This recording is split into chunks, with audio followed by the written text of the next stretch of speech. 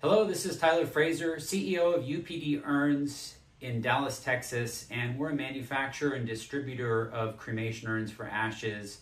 And we came in contact with 80/20 Institute just at the turn of the new year, December 2025, and I have to say that I absolutely love the program.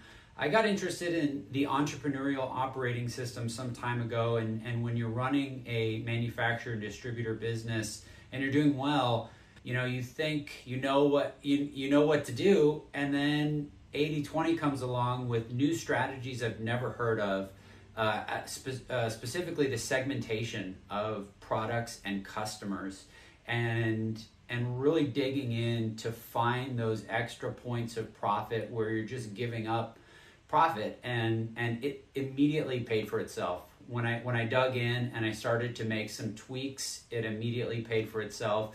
It also showed me that there's a lot more opportunity and I'm leaving a lot on the table. So I highly recommend, if you're a distributor or manufacturer, that you check out ETI, the 80/20 Institute, and get in touch with Bill Kennedy and the team.